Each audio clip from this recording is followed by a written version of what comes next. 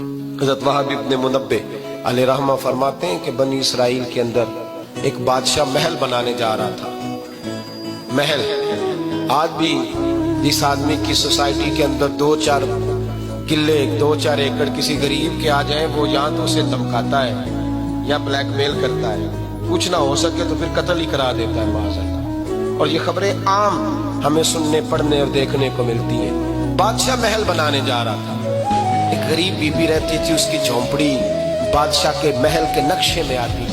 بادشاہ نے کہا بی بی منہ مانگی قیمت لے لو, خالی کر دو یہ مکان. بزرگوں کو اپنے جھونپڑیوں سے بڑی دلچسپی ہوتی ہے. بچے سوسائٹیوں میں چلے جاتے ہیں, ابا جی کہتے ہیں مجھے گاؤں میں رہنے دو, میرا یہی دل لگتا ہے, مجھے اس گھر سے دلچسپی ہو گئی. اماں کہنے لگی بادشاہ میں یہاں بیاہ کے آئی تھی, خامد انتقال کر گیا, اولاد اللہ نے دی نہیں, میں پکا ہوا پھالوں, گر جاؤں گی تو تیرا ہی ہے, لیکن مجھے اس آشیانے میں رہنے دے. یہ گھونسلہ میں نے تنکا کر کے بنایا, مجھے رہنے دے, نہ مجھے نکال. کہنے لگا میرا نقشہ خراب ہوتا ہے. بی بی سارا دن مکان میں بیٹھی رہتی کہ میری جھونپڑی ٹوٹ نہ جائے. ظالم کی نظر میں آ گئی ہے کہیں میرا یہ آرزوؤں کا محل چکنا چور نہ ہو جائے. سارا دن ڈیوٹی کرتی. بادشاہ نے بھی 2-4 سپاہی کھڑے کر دیے, جب گھر سے نکلے تو بلڈوز کر دینا, مکان کو گرا دے. وہ خاتون کتنی دن بندہ بیٹھ سکتا ہے. ایک دن سر شام گھر سے نکلی, 2-1 گھنٹے کے بعد واپس آئی تو مکان گر گیا تھا, دیوار بن گئی تھی. حضرت وہب ابن منبہ فرماتے ہیں بس اس نے دعا کی تو رب کریم نے وہ شہر سارا تباہ کر دیا. اس بی بی نے 2 جملے کہے تو الٹ پلٹ دیا وہ سارا شہر. میرے نبی کریم علیہ السلام نے فرمایا جب مظلوم کے ہاتھ دعا کے لیے اٹھتے ہیں تو عرش کا مالک آسمان سے کہتا ہے کھول دے سارے دروازے, اس کے بیچ کوئی پردہ نہیں رہنا چاہیے, آنے دے. مظلوم ہے, اس پر ظلم ہوا ہے. لوگ کہتے ہیں میں بے چین رہتا ہوں صاحب, مولانا صاحب, پیر صاحب, وہ گھر کے کونے سے چیخنے کی آواز آتی ہے, کوئی دم مل جائے, کوئی تعویذ ہو جائے, کچھ ایسا ہو جائے کہ بچت ہو جائے, کوئی ایسی پھونک لگ جائے کہ آرام آ جائے.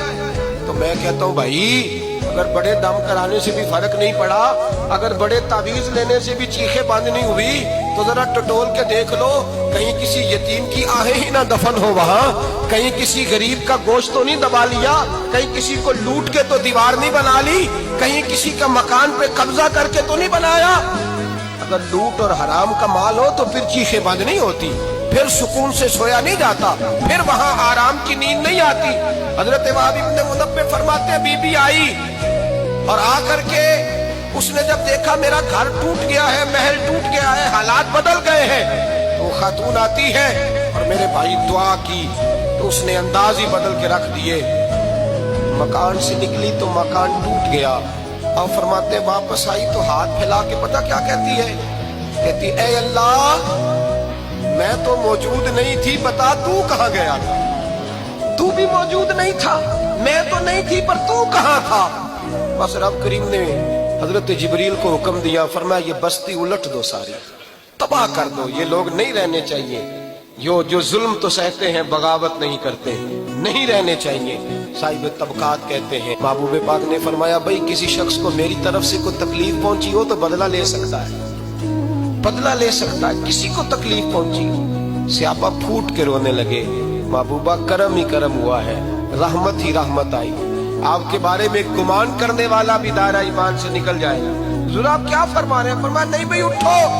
پیچھے سے جناب عکاشہ بن محصن اٹھے, ہاتھ کانپتے ہیں, آگے بڑھے, کہنے لگے یا رسول اللہ ایک جنگ کے موقع پر آپ نے درہ مارا تھا, ننگی پیٹھ پر صفیں سیدھی کراتے, بات دل میں رہ گئی ہے, میں نے بدلہ لینا ہے. نبی کریم نے فرمایا بلال دوڑ کے جاؤ, فاطمہ کے گھر درہ پڑا ہے, درہ لاؤ. سیدنا بلال حبشی کہتے ہیں میں گیا, دستک دی, سیدہ طیبہ طاہرہ حضرت فاطمہ فرمانے لگی بلال کیسے آئے ہو؟ اماں جی وہ درہ چاہیے تھا. سیدہ کو تشویش ہوئی, کہنے لگے بلال نہ تو جنگ پہ جانا ہے, نہ جہاد ہے, نہ کوئی ایسا موقع ہے, حضور کی تو طبیعت مبارک بظاہر بڑی علیل ہے, درہ کیا کرے گا؟ حضرت بلال عرض کرنے لگے اماں جی ایک صحابی بدلہ لینے لگے ہیں. صاحب طبقات نے جملے لکھے ہیں, کہتے ہیں بی بی صاحبہ نے درہ بھی دیا اور امام حسن حسین کو بھی باہر نکالا. فرمانے لگی عکاشہ سے کہنا 100 درے مارے ان 2 شہزادوں کے جسم پر, नबी पाक के करीब ना जाए, मैंने 2 बच्चे पैदा ही अपने महबूब पर कुर्बान करने के लिए किए, इनको ले जा। हजरत बिलाल कहते मैं 2 शहजादे लेके आया, और जब दरवाजे में मैं लेके पहुंचा तो नबी पाक ने देखा तो आंखों में आंसू आ गए। फरमाया इनको बिठा दो, मुझे पता है फातिमा ने क्या कह के भेजा है। हजरत सैयदना बिलाल फरमाते हैं दुर्रा मैंने जनाब अकाशा को दिया। हजरत अकाशा दुर्रा लेके आगे जो बढ़े तो हजरत अबू बकर सिद्दीक ने उनके पैरों पे हाथ रखा, फरमाया अकाशा मेरी तरफ आ जा, मुझे मार दुर्रे, नबी पाक के करीब ना जा। मुस्तफा करीम ने फरमाया अबू बकर तू हट जा, इसे आने दे। फरमाते मैं चंद कदम आगे गया तो मौला अली शेर खुदा ने मेरे पैर पे हाथ रखा, कहने लगे अकाशा सोच तो सही तू क्या कर रहा है। हुजूर ने फरमाया अली हट जाओ, मेरा और उनका मामला है। जनाब अकाशा आगे बढ़ रहे, नबी करीम ने फरमाया मैं अपनी उम्मत को दर्श देना चाहता हूँ, खबरदार खबरदार जिंदगी में तुम्हारे हाथ से जुबान से किसी को तकलीफ ना पहुंचने पाए, खबरदार।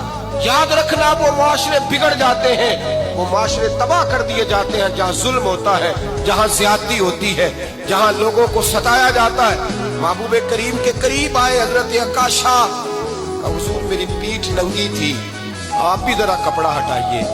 नबी करीम ने पीठ से कपड़ा हटाया, जनाब अकाशा ने दुर्रा जो उठाया तो सहाबा की चीखें निकली।